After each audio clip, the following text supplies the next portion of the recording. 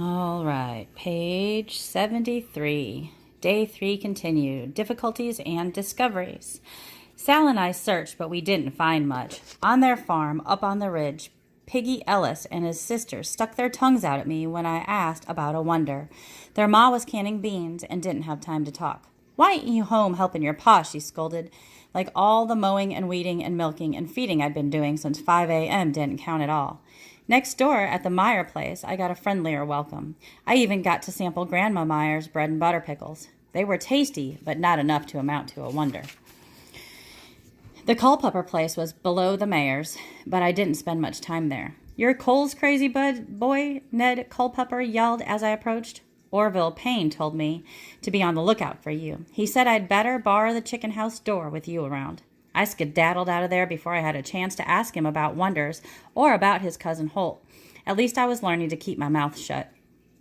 I headed back to Yellow Dog Road. I had to get that sugar from my aunt, and maybe I'd have better luck in town. Halfway there, Sal doubled back, wagging her tail. I spun around to find out who she was, all fired, happy to see. I wasn't happy to see that it was Ray Ellen. Hubble rhymes with trouble. "Are you following me?" I asked. She stuck her nose up in the air. "It's a public road. Anybody can walk it." "Well, you don't have to walk it so close to me." "I was just about to say the same thing to you." I looked down at Ray Ellen's dirty feet, her yellow braids as straight as 2 pencils, her scrawny self drowning in a huge pair of overalls. My pals and I avoided Ray Ellen. We all knew she stole pie out of our lunch buckets at school. "I thought you were looking for wonderfuls," she said. "Leave it to Ray Ellen to get it all wrong." "Who told you that?" "None of your business, but it was Maggie Austin." I'd have to remind Jeb not to tell his sister my personal business again. "Well, I've got a wonderful," Ray Ellen announced. "This girl could give a fellow a pain in the neck." "Not wonderfuls," I told her. "Wonders." "I've got one." I knew there was no point in talking to Ray Ellen, but who didn't have a lunch bucket of her own, much less a wonder. She brought her lunch all rolled up in a blue bandana that got limp and smelly by lunchtime. "I'm busy now, Ray Ellen." I walked away, taking extra big steps so she couldn't keep up with me. That didn't stop her from following me, so I tried to shut out the sound of her bare feet plopping along in the dust. Closer to the general store, I saw Albert Bowie and his brother Vern walking toward me. They were carrying a heavy-looking barrel between them. What is that coming this way, brother? Is it a circus parade?" asked Vern. He was older than Albert or Jeb or me, taller, stronger, and a lot more ornery. "Here comes a giraffe, followed by a monkey." I glanced behind me at Ray Ellen. "Are you still following me?" "It's a free country," she answered.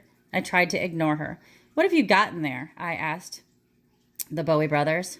"Nails," said Albert. "Pa's going to build a new hog pen." The Bowies' hogs were the pride of the county, but I was glad I didn't live downwind of their farm. Vern grinned. "So where are you and your girlfriend going?" "Oh, you know Ray Ellen," I said. "She's a pest." "I thought he was following me," said Ray Ellen. "I'm going to the store for my mother." With that, she flicked her braids, walked around me, right past the Bowie brothers, down Yellow Dog Road, and straight toward the general store. Vern and Albert hooted at her, but she never looked back once. Like I said, Hubble rhymes with trouble, and to my mind, Ray Ellen was anything but wonderful. I would have liked to avoid the general store and seeing Ray Ellen again, but there was that sugar and those clothespins I'd promised to get. So I ended up in town, whether I wanted to go there or not. On one side of the street, there was Yount's General, a combination general store and post office. Next door was Sailor's Feed and Supply Store, and next to that was the Right Time, a 6-stool luncheonette run by Minnie Raymond. I would have liked a root beer right along about then, but I didn't have a nickel to buy one. Across from the stores was a row of houses where the Sailors, Miss Raymond, the Younts, and the preacher's family lived. I didn't want to face Ray Ellen inside the store,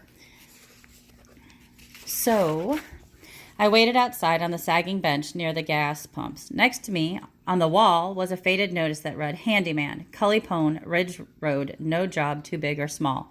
No job at all, that's what Cully had. Just a doggone bookcase. The screen door swung wide open with its usual squeal, and out came Ray Ellen. She wasn't carrying anything. "You still following me?" she asked. This girl was plain annoying. "I thought you had to get something for your ma." Ray Ellen reached in her pocket and pulled out a spool of white thread. "So I did. What are you here for?" "Trying to stay out of trouble, Hubble." She frowned and walked off. I entered I entered the store, leaving Saul napping in the shade of the bench. As usual, I wandered through the aisles, looking at all the things I wished I could buy. I fingered striped suspenders and stiff new overalls, peeked in the pickle barrel, examined jars of peppermint sticks and jawbreakers. Standing at the counter, talking to Hiram Yount, was Violet Rowan. She handed over a huge basket brimming with fresh-picked herbs. "You come by late tomorrow or the next day, and I'll have your money," Mr. Yount told her. Violet was the tallest and smartest girl in Sassafras Springs. Ever since her pa died, she was also the poorest. Mr. Rowan had been struck by lightning in his field a few years back. Word is, the lightning blew his boots right off his feet. They found him 50 yards from where he was lying. Now Violet and her ma, Yulie, took in washing and sewing. Most folks couldn't afford to pay them to do their chores, so they all picked wild herbs from the hills. Golden seal, horsetail, nettle, and red clover.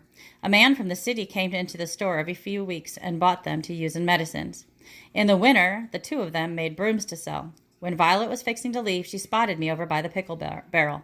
"Eben, Ray Ellen just told me you were looking for something wonderful."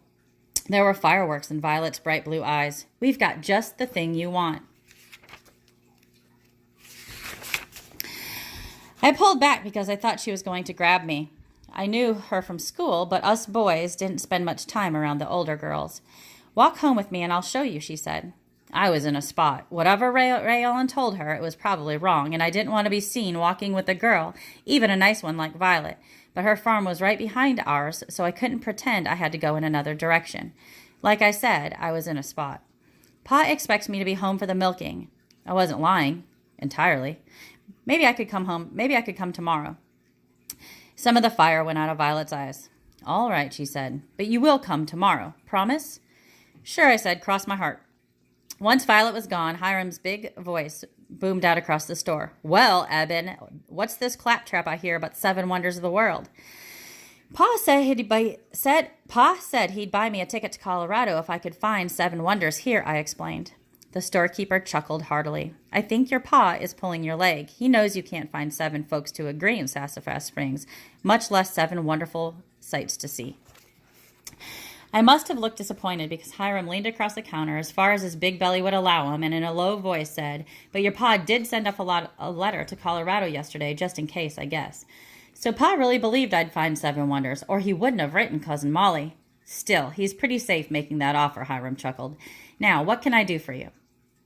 "Sugar," I told him, "and 2 packages of clothespins, please." 10 pounds of sugar and 2 dozen clothespins felt like quite a load in that late afternoon heat, so I decided to travel cross-lost, which meant cutting across neighbors' farms. It kept me in the shade and out of the view of people going back and forth on the road, especially Ray Ellen. Sal thought it was a fine idea.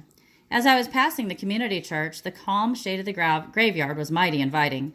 I knew the friends and neighbors residing there wouldn't pester me about wonders. Or anything else. The summer air was still so heavy you could practically grab it and hold it in your hand.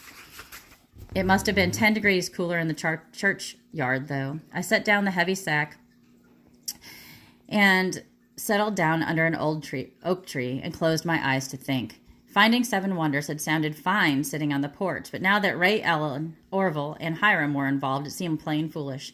Still, there was promise of a train, of a mountain, of an adventure I couldn't get out of my head. My mind was drifting towards Colorado when suddenly Saul jumped up, whining. "What is it, girl?" Saul's ears stood straight up, and then I heard a sound I'll never forget. It was like nothing I'd ever heard on this earth before. As I jumped up, I glimpsed the somber tombstones all around me. But the sound wasn't coming from the graveyard. It was coming from the church. And it wasn't organ music either. The old organ had collapsed a few years back, so Mrs. Milton had pounded out hymns on the out-of-tune piano. But this wasn't piano music either. What in creation could make such a sound? I whistled Saul over and headed for the church. It was cool and dark inside, and the strange music grew louder, and I could make out the tune, but as many times as I've heard and sung the hymn, it never sounded like that before. The haunting notes didn't resemble an organ, a piano, or a fiddle, or any instrument of this world. I half expected to find myself face to face with an angel playing a heavenly harp. Somebody was sitting near the pulpit. Even before my eyes got used to the darkness, I could see it was no angel. Angels never wore overalls and plaid shirts in the pictures I'd seen in Sunday school. When I could see better, I recognized Calvin Smiley. I hadn't gotten to his place yet. He lived just outside Sassafras Springs in a cluster of small hardscrabble farms everybody called Bent Fork because it because it was tucked in next to the bend of the creek. Pa told me that once folks down at Bent Fork didn't have much to work with, but they had high hopes. Though each farm there was no more than a shack and a square of land, Calvin's parcel mysteriously yielded more food per square inch than any other farm in the area. Calvin's head was bent low over the instrument that was making that strange music. It wasn't a guitar or a fiddle either, but he did have a bow in his hand. Calvin looked up startled. "Who's that?" he asked. "It's me, Mr. Smiley, Eben McAllister, Cole McAllister's boy," I answered. "Howdy, Eben. I was caught up in my practicing and didn't hear you come," Mr. Smiley said. "Good to see you." I finally made out what Calvin Smiley's instrument was and could hardly believe my eyes. In one of his coffee brown hands was a handsaw, the kind used for cutting wood. In the other was a regular fiddler's bow. Were you playing that?" I asked. "Heavenly days, young fellow. I've been playing this old saw since I was younger than you. Mrs. Milton had to go visit her sister in Leesville, so the preacher asked me to play my saw this Sunday," Mr. Smiley explained. "I thought I'd practice here in church for a while. Would you like to give a listen?" I slid into a pew as Calvin clamped the handle of the saw between his knees, with the teeth pointing toward it. With one hand he held the flat tip of the saw and bent the blade off to the side so it had a curve to it. Then he began to run the bow up and down across the dull edge of the saw, bending the blade back and forth as the sweet, sweet music started up again. Amazing grace, how sweet the sound, that saved a wretch like me. I had sung that tune 1,000,000 times in church, but it never sounded like this before. The music drifted across the pews, sweet and sad and hopeful all at once. I was lost, but now I'm found, was blind, but now I see. The music hung in the air even after Mr. Smiley stopped playing. He put down his bow and stood up. "I think that'll satisfy the preacher, don't you, Eben?" "Yes, sir," I answered. "I'd never heard anything like it. How'd you learn to do that?" "I saw a peddler play a saw once when I was just a pup, so I taught myself to play."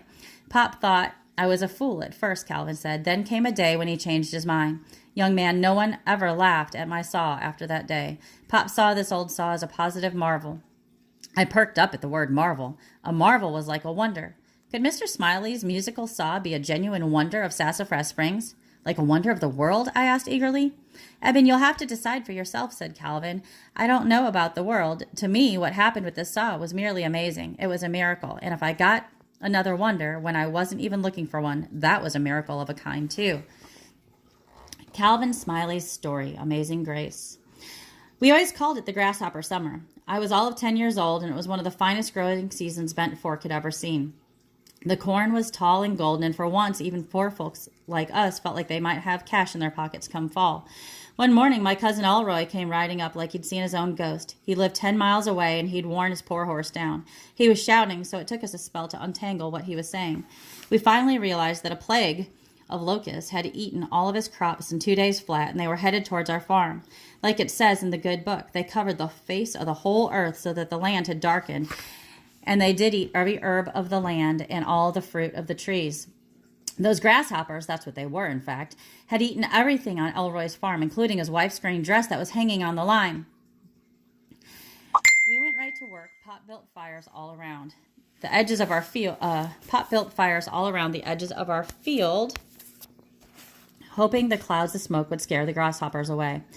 Mama was afraid he'd burn the good crops, but Pop said he'd burn them before he let the grasshoppers eat them. It wasn't long till we heard him coming. To my dying day, which I hope is still some ways off, I will hear the buzzing of those millions of tiny wings. That sound made my skin crawl. Still does, just to think of it.